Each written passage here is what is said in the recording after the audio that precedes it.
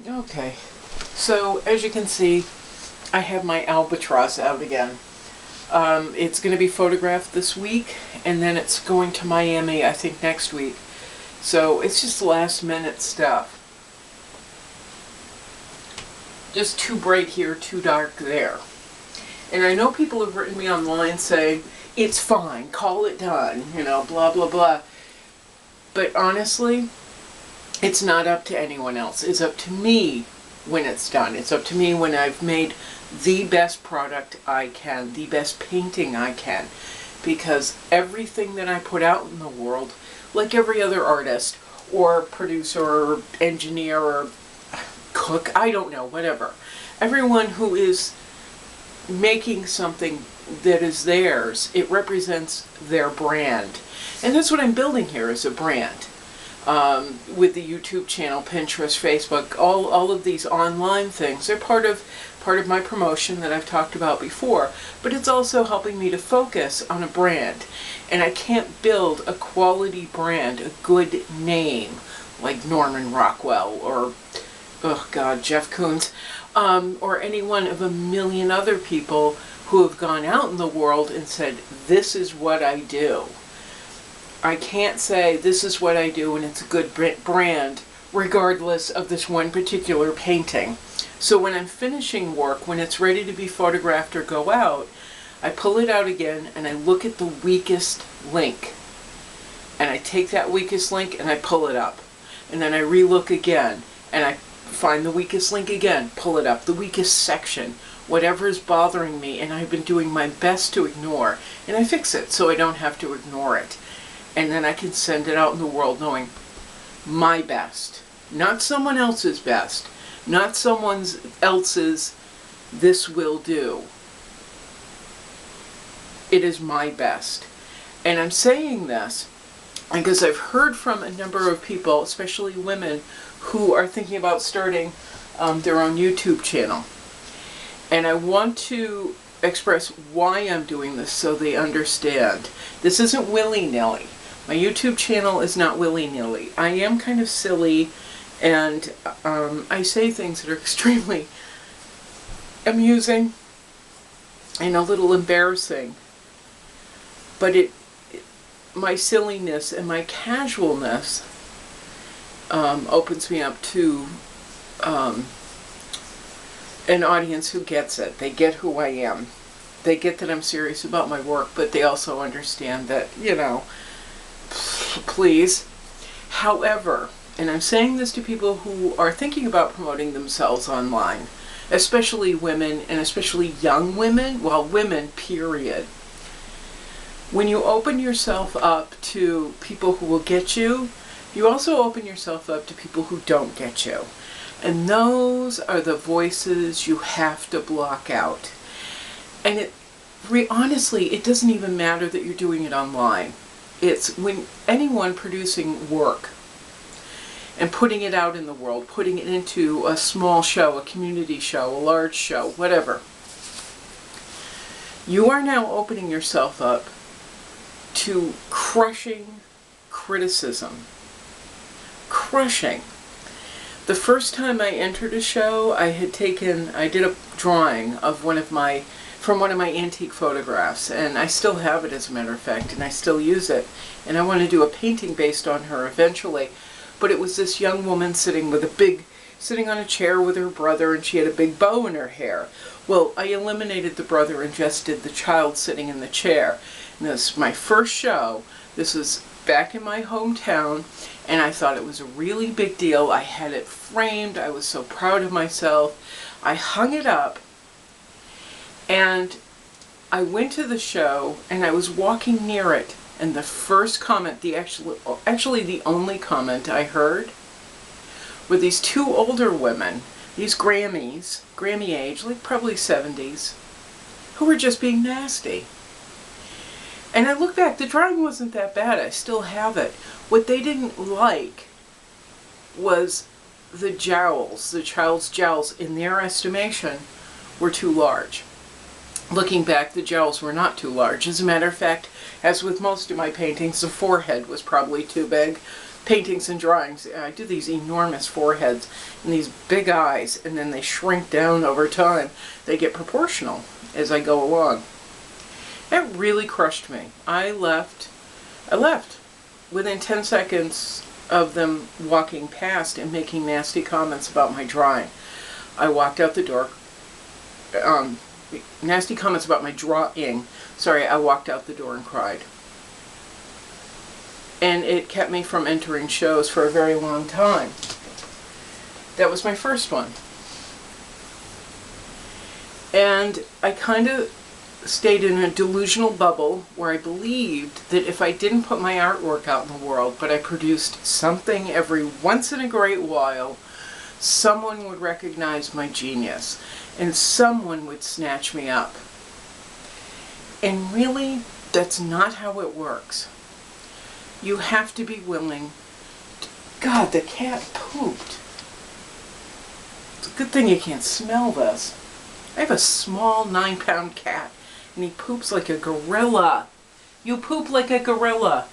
At least it smells that way.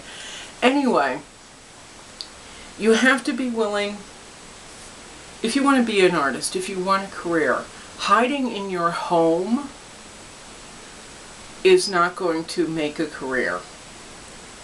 It's getting it out in the world. Getting it shown, getting it seen. I do shows. I am in galleries. I do all kinds of different things. This, however, is the largest venue anyone could ever think about having. But I make myself vulnerable. Because I say, okay, I have declared this done 50 times, and I even declared it done 2 days ago. It's not done! Because it's got to be the best it can be before it leaves my hands. That's it. No one else's opinion really matters to me at all on any level. I mean, nice words affect me. I go, oh, that's really nice. But it is no one else's decision, the level of painting I put out in the world. It's no one's decision but mine. And if you're going to do this, if you're going to put yourself online, if you're going to take that step and open yourself up, you have to understand to listen to, oh no, sorry, to not listen to the loud voices. When Ellen DeGeneres first started doing her show, she was, her talk show, or just before it went on the air, she was asked how she made it through that horrible, horrible, horrible time where people, self-righteous people, were going, you this, and you should do that, and you should die, and you shouldn't, and you're ugly, and you're not that funny, and you, and you, and you, and you, and you, and you. There's a woman who had to put up with that on an international level. She was publicly humiliated. She had put herself out there with what she does in her comedy. She said, this is actually who I am, take it or leave it. And really horrible people said, you shouldn't be you at all, because it's not who I would be. I believe this, and you need to fill my definition of who you should be. Now when you're going to go online, and so anyway, she said, I learned to block out the loud voices. Now if you're going to do this, if you're going to go online and put your artwork out there to the largest possible audience you can reach, there's a lot of loud voices. I get great mail. I get messages and emails from people all over the world who love my work and get it. And I love them and I appreciate them, and I actually keep a mental list of the good people. I've got another list that weighs on me more, and it's the bad people. The ones who say things like, you should, you.